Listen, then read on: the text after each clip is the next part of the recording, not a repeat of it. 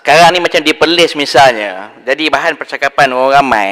Misalnya Arau dia ada bertemu dengan menteri dan dapat juga menteri bagi untuk kawasan dia.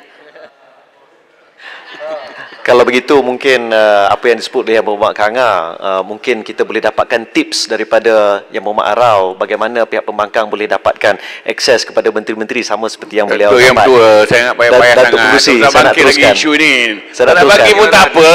Saya minta kawan-kawan sebelah sini, kalau dah menjadi isu nak memalu-malukan kita, nak tak usah lagi. Kenapa jangan sebut lawan, jangan sebutlah. Dalam tengok maksud, nanti dirantau apa macam. Dalam maksud B9, PRU datang tengok macam. Suruhanjaya Pencegahan Rasuah Malaysia, kerana bagi saya langkah pertama yang perlu dilakukan oleh pihak pembangkang adalah mengisytiharkan aset. Isytiharkan aset anda semua. Sama seperti yang kita semua buat. Di situ saya percaya bila kita dapat, you tak tahu kita isytihar. Maklumat tepat mengenai aset-aset yang dimiliki oleh pihak pembangkang, sama juga di mana-mana sahaja di Dewan Negeri dan sebagainya. Saya rasa perlu ada satu komitmen yang jelas untuk memastikan bahawa wakil rakyat mengisytihar aset mereka, dan bagi saya dengan komitmen itu kita dapat kebertanggungjawabан, satu accountability daripada mereka yang telah dipilih oleh rakyat. Dan saya percaya dari situ kita akan dapat nilai sama ada satu proses penambahbaikan dalam sistem itu dapat kita usahakan bersama, tidak timbul masalah yang mana ada pihak yang mengatakan sipulan-sipulan wakil rakyat ni mengambil sekian-sekian. Sila-sila. Terima kasih Lemah Pantai. Masa saya jadi adun 2 penggal dan parlimen yang penggal sudah, sebenarnya pihak kerajaan memang memberi borang kepada kami untuk isytiharkan harta. Cuma di bawah kerajaan Pakatan Harapan tak ada borang diberi kepada kita ahli parlimen untuk mengisytiharkan harta. Sebenarnya kita memang dah isi borang. Daripada dulu.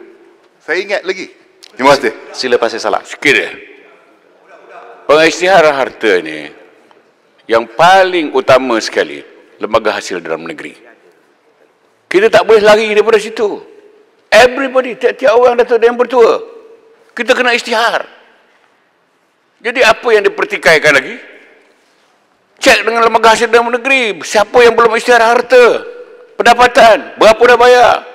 Kita takkan nak cerita sini saya bayar sekian-sekian-sekian. Terima kasih. Jadi jangan timbulkan persepsi seolah-olah kita menyorok. Jadi saya sambung. Ya, silakan. Hujah saya, nampaknya pihak pembangkang rata-rata bersetuju bahawa mereka perlu dan bersedia untuk mengisytihar harta.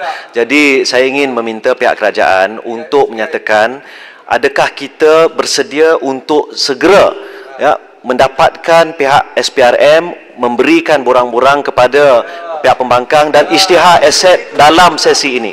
No problem. Berikan. No problem. Jadi itu yang what is the problem? Betul, jangan timbulkan persepsi seolah-olah kita. Saya tak timbulkan persepsi. Saya letak hujah saya dalam kita bangkitkan beberapa ramai yang sana yang sorok. Dalam satu soalan. Ni semua ni ada yang sorok-sorok ni. Kerajaan ingat betul semua ke? Adakah pihak kerajaan bersedia untuk menyediakan borang-borang SPRM kepada pihak pembangkang dan juga ahli-ahli parlimen yang bebas untuk mereka sama-sama mengisytiharkan aset mereka.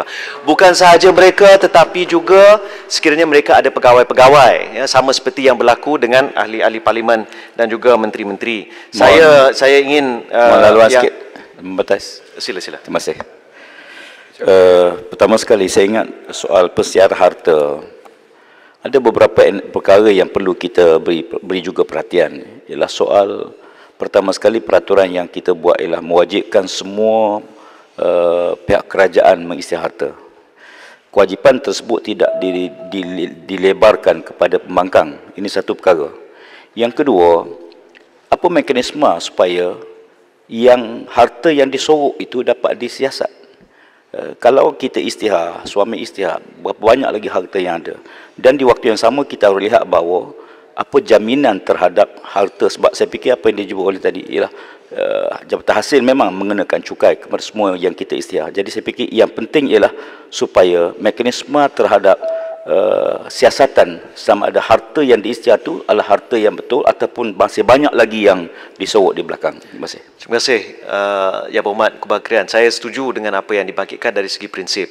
Oleh sebab itu saya ingin bertanya kepada pihak kementerian, ya, pihak kerajaan, adakah pihak kerajaan bersedia sekiranya sudah wujud satu sama seperti di Amerika Syarikat, satu badan siasatan kleptokrasi, ya, adakah pihak kerajaan bersedia untuk menubuhkan, dan jika ada, adakah boleh dibentangkan di Parlimen hasil siasatan daripada badan seperti ini. Jadi saya rasa setakat itu saja. Terima kasih Datuk Pengerusi.